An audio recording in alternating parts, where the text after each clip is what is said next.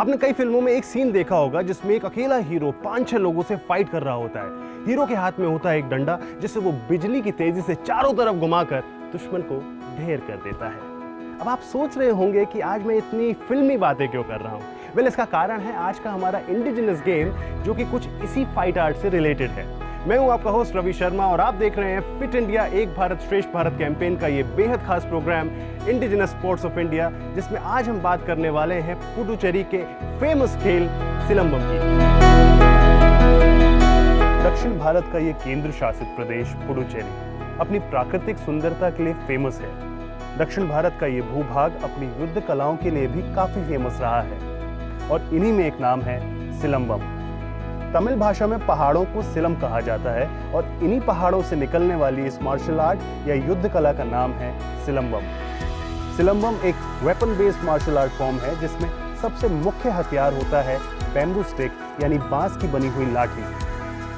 भारत में हजारों साल से चली आ रही ये युद्ध कला आज Malaysia, Singapore, Sri Lanka, Thailand, England, America और इंडोनेशिया जैसे देशों में प्रैक्टिस की जाती है। ऐसा माना जाता है कि सिलंबम की युद्ध कला प्री हिस्टोरिक टाइम से ही प्रैक्टिस की जाती थी। बस फर्क इतना है कि उस समय में बांस से बनी हुई लाठी का इस्तेमाल लोग जानवरों का शिकार या फिर उनसे अपनी सुरक्षा के लिए करते थे, लेकिन धीरे धीरे यही कला सिलंबम मार्शल आर्ट के रूप में विकसित हुई।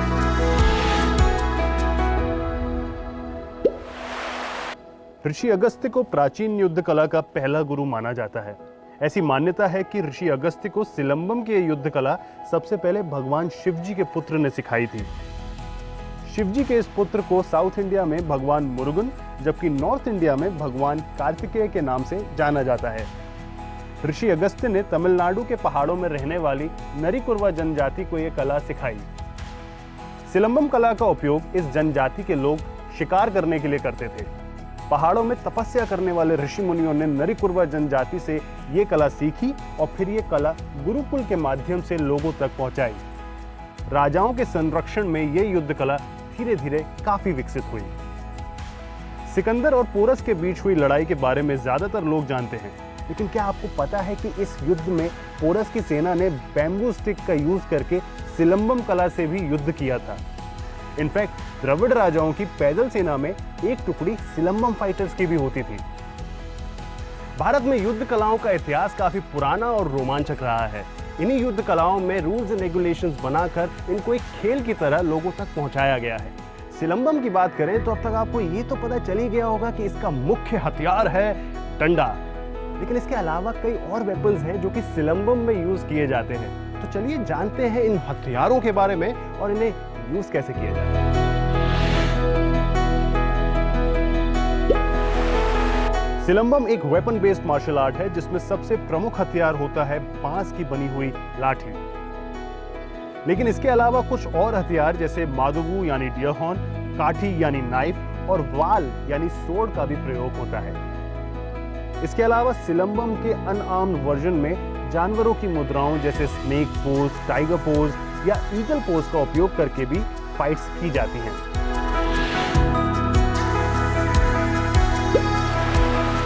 सिलंबम सिखाने में गुरु शिष्य परंपरा का बहुत ही महत्व है। सिलंबम की मुख्यतया 16 टेक्निक्स हैं। इन टेक्निक्स को सीखने का पहला स्टेज होता है कलादी।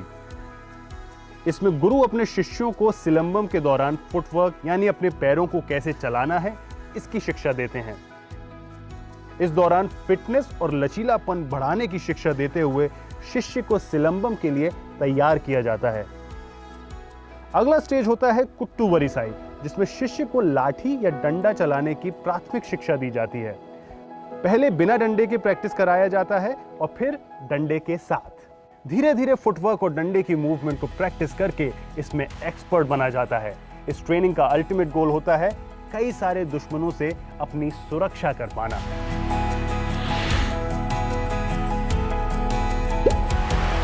सिलंबम की ट्रेनिंग सामान्यतः छोटे ग्रुप में या 1-to-1 की जाती है।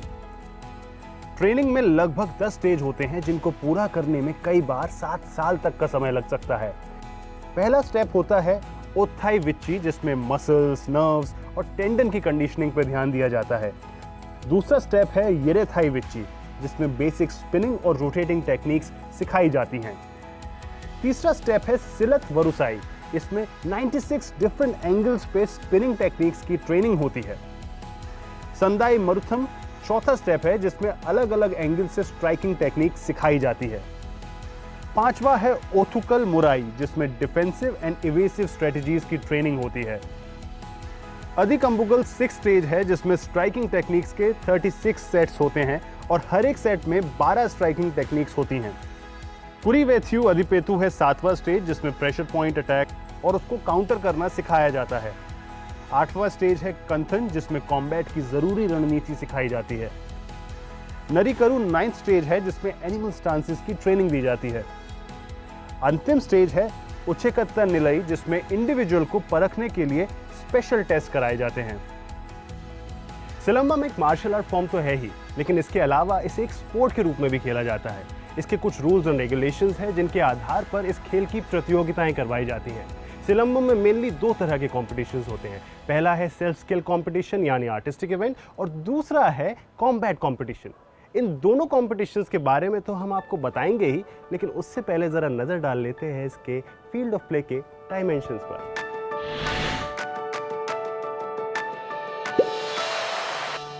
दोनों ही तरह के इवेंट सर्कुलर मैट पर होते हैं। मैट पर 3 सर्कल्स होते हैं। सबसे छोटा सर्कल 2.5 फीट रेडियस का होता है और ये येलो कलर का होता है। इसे स्टार्टिंग जोन कहा जाता है।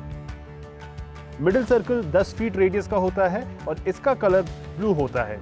इसे कॉम्बैट जोन कहा जाता है। आउटर सर्कल 12 फीट रेडियस का होता है जो रेड कलर का होता है। इसे कॉशन जोन कहा जाता है। मैट के चारों तरफ जजेस होते हैं जो स्कोरिंग करते हैं।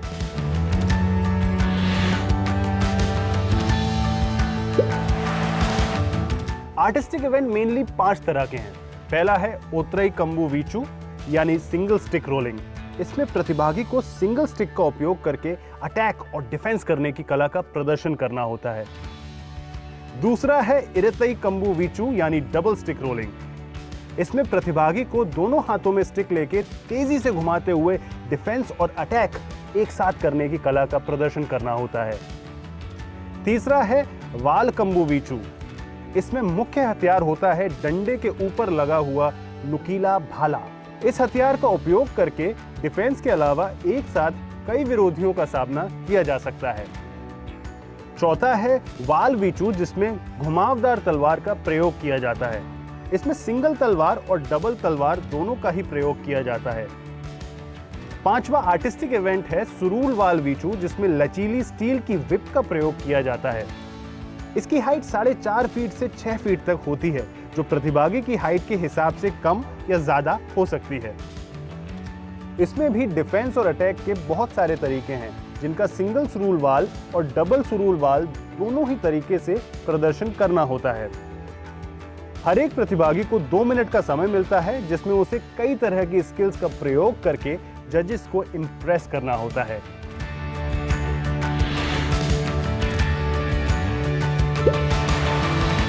कॉम्बैट कंपटीशन को कंबू संदई कहा जाता है जो आमने सामने की लड़ाई होती है।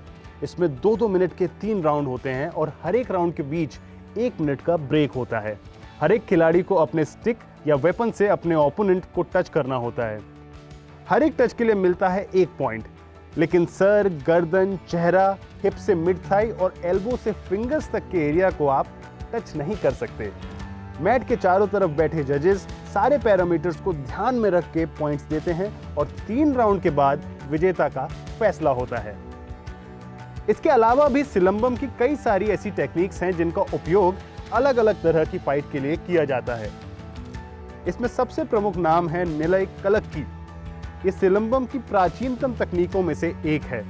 निलय कलक्की का मतलब होता है लगातार मुद्राएं बदलना। सिंगल लाठी से एक साथ कई योद्धाओं का सामना करना निलय कलक्की तकनीक का मुख्य उद्देश्य है। इसके अलावा अटैक से बचने की भी कई सारी कलाएं सिलंबम की ट्रेनिंग में सिखाई जाती हैं, जैसे थिरप्पू यानी लॉक्स को काउंटर करने की तकनीक या फिर कोलुवुथल यानी ब्लॉकिंग और अटैक दोनों एक साथ करना। एक एक्सपर्ट सिलंबम प्रैक्टिशनर वर्मा कलाई यानी प्रेशर पॉइंट फाइटिंग का भी एक्सपर्ट होता है। उसे पता होता है कि शरीर के किस अंग को स्ट्राइक करने से ओपोनेंट को गिराया या बेहोश किया जा सकता है।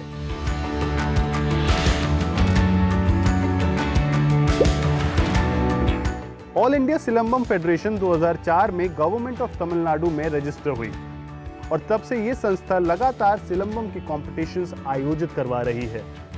इसके अलावा ये संस्था इस खेल को पूरे विश्व में लोकप्रिय बनाने के लिए भी काफी प्रयासरत है। तो ये थी एक खूबसूरत से खेल की एक खूबसूरत सी कहानी और उससे जुड़ी हुई ढेर सारी जानकारी। आई होप अगली बार जब आप किसी फिल्म में हीरो को अकेले ही एक डंडे से दुश्मनों की छुट्टी करते हुए देखेंगे तो आपको समझ आ जाएगा कि ये सिलंबम का कमाल है। ऐसे ही कुछ कमाल के खेलों के साथ हम आपके सामने फिर हाजिर होंगे हमारे फिट इंडिया एक भारत श्रेष्ठ भारत कैंपेन के इस बेहद खास programme indigenous sports of India में। तब तक के लिए यू स्टे फिट। जय हिंद।